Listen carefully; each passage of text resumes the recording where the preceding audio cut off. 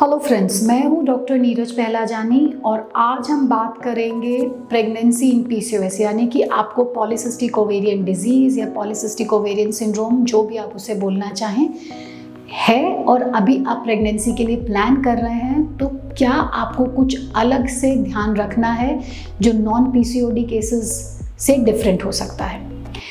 PCOD में हम सब लोग जानते हैं कि ज़्यादातर केसेस में माहवारी जो है वो डिस्टर्ब रहती है, यानी कि लेट आती है। अगर माहवारी लेट आएगी तो इसका मतलब ये है कि आपका जो मेंस्ट्रुअल साइकिल में अंडा बनने का समय है वो तय नहीं है। कभी वो टाइम से बनता है, कभी लेट बनता है। इसलिए आपको अपने फर्टाइल डेज, यानी कि वो दिन जानना जब संबंध बनाने से प्रेगनेंसी रुकने की संभावना ज़्यादा रहती है, थोड़ा सा मुश्किल हो सकता है। लेकिन अगर आप अपनी सबसे छोटी साइकिल, यानी कि कम से कम किन दिनों के अंतराल पे आपको पीरियड आता है वो जानते हैं और ज़्यादा से ज़्यादा किस गैप में आपको पीरियड आता है, अगर ये आप पिछले 2, 3, 4 महीने के ट्रेंड में जान लेते हैं तो आप मेरा एक पहले वाला वीडियो देख करके ये कैलकुलेट कर सकते हैं कि किस तरीके से आप घर में ही अपने फर्टाइल डेज को कैलकुलेट करें अगर आपकी माहवारी अनियमित है। तो इस तरीके से पीसीओडी में आप अपने प्रेगनेंसी रुकने के चांसेस को बढ़ा सकते हैं। सेकंड, अगर आपको ये करना मुश्किल लग रहा है या आपको समझ में नहीं आ रहा है तो ओव्यूलेशन डिटेक्शन किट्स, जैसे यूरिन प्रेगनेंसी टेस्ट किट होती है कि आप अपने पेशाब में टेस्ट करके जान सकते हैं कि आप प्रेग्नेंट हैं या नहीं, उसी तरीके से ओव्यूलेशन डिटेक्शन किट्स आती हैं जिसका इस्तेमाल करके आप अपने यूरिन में चेक करके जान सकते हैं कि कौन से दिन हैं जब आपका अंडा रिलीज़ होने वाला है, निकलने वाला है, ताकि आप उन दिनों में संबंध बनाएं और प्रेगनेंसी ठहरने के चांसेस को बढ़ा दें।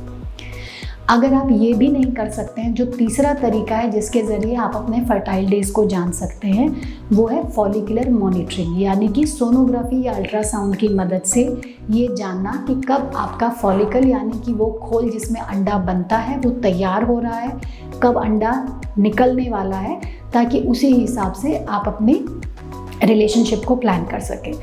तो एक चीज़ तो यही ध्यान रखनी है अगर आप पीसीओडी में प्रेगनेंसी के लिए ट्राई कर रहे हैं कि आप कैसे तय करें कि किन दिनों में रिलेशनशिप रखने से प्रेगनेंसी ठहरने के चांसेस बढ़ेंगे। सेकेंड, पीसीओडी में अक्सर जो आपका वेट है या बीएमआई है वो डिस्टर्ब्ड रहता है। 2 तरीके के पीसीओडी होते हैं, एक होता है ओबीज यानी कि मोटापे वाला पीसीओडी, एक होता है लीन यानी कि दुबले वाला पीसीओडी।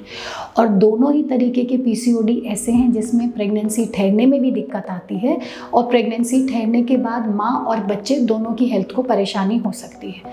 तो अगर आप मोटे हैं तो मेरी सलाह यही रहेगी कि प्रेगनेंसी रुकने से पहले ही आप राइट डाइट, राइट एक्सरसाइज और राइट मेडिसिन, यानी कि 3 आर अगर आप सही जगह पे रखते हैं तो आप अपने वेट को मैनेज कर सकते हैं। वज़न घटाइए और एक एप्रोप्रिएट वेट और बीएमआई, बॉडी मास इंडेक्स में जब आप आ जाते हैं तब आप प्रेगनेंसी प्लान करिए।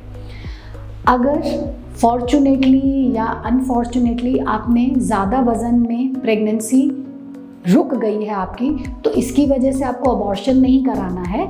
हाँ, कुछ सावधानियां ज़रूर रखनी हैं ताकि बढ़े हुए वज़न और पीसीओडी की वजह से प्रेगनेंसी में जो शुगर बढ़ने का खतरा है, ब्लड प्रेशर बढ़ने का खतरा है, बच्चे का वज़न कम रहने का खतरा है, टाइम से पहले डिलीवरी होने का खतरा है, ये सब आप कंट्रोल कर सकें। इसके लिए आपको ये ध्यान रखना है कि पूरे 9 महीने में आप ज़्यादा से ज़्यादा 8-9 किलो का वज़न गेन करेंगे। आप अपनी डाइट को high protein, low calorie, low fat diet रखेंगे।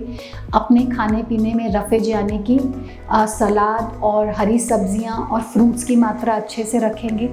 आप प्रेग्नेंट हैं, बीमार नहीं हैं, इसलिए आप एक्सरसाइजेज भी कर सकते हैं। तो आप अपने डॉक्टर से डिस्कस करके सभी तरीके की एक्सरसाइजेज जिसमें भी आप कंफर्टेबल हो, एक्सीडेंट्स को अवॉइड करते हुए आपको प्रेगनेंसी में करनी है, खासकर अगर आप ज़्यादा वज़न और पीसीओडी के साथ में प्रेगनेंसी ले रहे हैं। तो अगर आपका वज़न कम है तो सलाह ये रहेगी कि प्रेगनेंसी रुकने से पहले आप प्रॉपर वेट गेन करें, प्रॉपर वेट में आएँ और उसके बाद प्रेगनेंसी प्लान करें।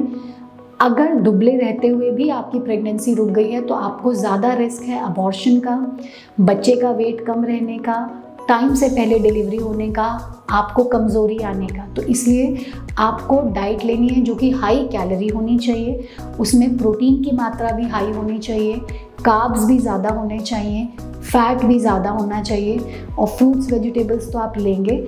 ऐसा बिल्कुल नहीं है कि अगर आपको वज़न बढ़ाना है तो आपको एक्सरसाइज नहीं करनी है। वज़न बढ़ाने के लिए अलग तरीके की एक्सरसाइजेज रहती हैं, आपको वो एक्सरसाइजेज भी करनी है। तो इस तरीके से हम प्रेगनेंसी में पीसीओडी की वजह से और कम वज़न की वजह से जो समस्याएं हैं उसको कंट्रोल कर सकते हैं। थर्ड, पीसीओडी में डायबिटिक होने का रिस्क थोड़ा सा ज़्यादा रहता है, चाहे आप मोटे हो चाहे दुबले हो, खासकर वो वाले केसेस जिनमें इंसुलिन रेजिस्टेंस बहुत ज़्यादा रहती है। इसके लिए मेडिसिन्स तो यूजुअली नहीं दी जाती हैं। हाँ, मेटफॉर्मिन नाम की कुछ मेडिसिन होती है जो आपके डॉक्टर्स ने पहले ही स्टार्ट कर रखी रहती है, तो प्रेगनेंसी में भी उसे हम कभी कभी कंटिन्यू रखते हैं। अदरवाइज़ सही तरीके की डाइट, एक्सरसाइज अगर आप प्रेगनेंसी में फॉलो करते हैं तो पीसीओडी की वजह से जो डायबिटिक होने का रिस्क है प्रेगनेंसी में, आप उसको भी कंट्रोल कर सकते हैं। पीसीओडी और विटामिन डी की कमी साथ के साथ चलती है। ज़्यादातर केसेस में जो कि पीसीओडी के होते हैं, विटामिन डी की कमी पाई जाती है, और विटामिन डी की कमी की वजह से प्रेगनेंसी में आपको भी तकलीफ़ हो सकती है, खासकर शरीर में दर्द होना, हाथ पैर में दर्द होना, कमज़ोरी लगना, और बहुत सीवियर अगर डेफिशिएंसीज़ हैं तो बच्चे पे भी असर कर सकती हैं। तो इसलिए आपको, खासकर अगर आप वेजिटेरियन हैं, तो टाइम टू टाइम आप अपना विटामिन डी चेकअप कराते रहें, और अगर उसकी कमी है तो उसके सप्लीमेंट्स को लेना ज़रूरी है। और अगर आप नॉनवेज ले सकते हैं तो अंडे के खासकर जो पीला हिस्सा होता है जिसे एग योक बोलते हैं, और बाकी चिकन, फिश, क्रैब्स, ये जो भी है, इसमें विटामिन डी की मात्रा अच्छी रहती है। अगर आप एलर्जिक नहीं हैं तो रेगुलरली इन चीज़ों का सेवन करिए। और वेजिटेरियन लोगों को दूध और दूध से बनी चीज़ों का रेगुलर सेवन करना चाहिए ताकि विटामिन डी की कमी प्रेगनेंसी में ना हो। और ये पीसीओडी की वजह से जो विटामिन डी कम होता है या विटामिन डी की कमी की वजह से पीसीओडी होता है, ये वही बात है कि अंडा पहले आया या मुर्गी पहले आई। इन सब चीज़ों में कंफ्यूज आपको नहीं होना है। बस इस चीज़ का ध्यान रखना है कि पीसीओएस में विटामिन डी की कमी पाई जाती है और उसकी वजह से प्रेगनेंसी में थोड़ी सी दिक्कतें आ सकती हैं। तो आपको अपनी डाइट और सप्लीमेंटेशंस में कोई कमी नहीं रखनी।